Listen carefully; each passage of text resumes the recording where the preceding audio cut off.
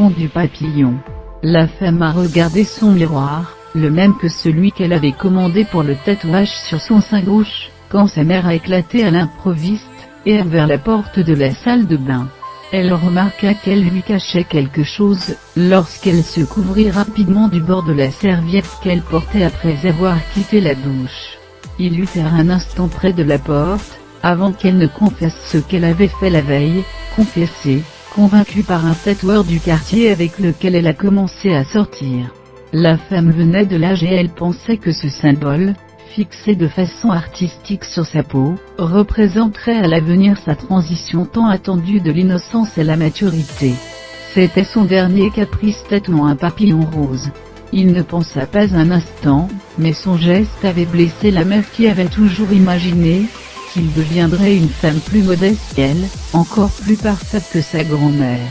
Après avoir assisté à la discussion, la grand-mère de la femme a supposé, ce matin-là, qu'elle devait donner des conseils à sa petite fille, consciente de la tension ambiante qui régnait dans l'appartement et dans la ville tout entière, qu'elle attirerait tôt ou tard la chenille curieuse de son jardin.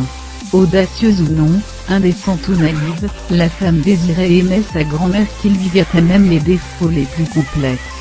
Je l'ai entendu lui parler la même nuit, quand il est rentré du collège, et s'est enfermé dans sa chambre, toujours plein de ressentiment, avec le casque qui tourne de manière stridente, afin de ne pas entendre combien de fois il a été appelé à manger et à manger.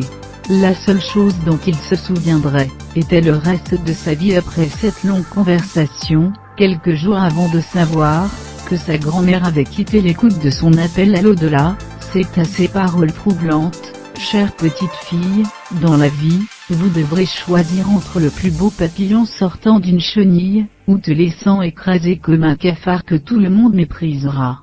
Assise là, en train de changer de vêtements pour son pyjama, sans témoin de sa nudité, la femme souhaitait pouvoir disparaître, tout son être un essaim infini de papillons. Voilà comment, sans se retourner, elle sortit par la fenêtre, prête à faire prospérer le monde. Les habitudes des autres sont un guide à établir pour nous-mêmes, à ces routines ou compétences, qui correspondent à notre idéal de personnalité, ce qui signifie que la différence individuelle, constitue notre personne et nous distingue des autres.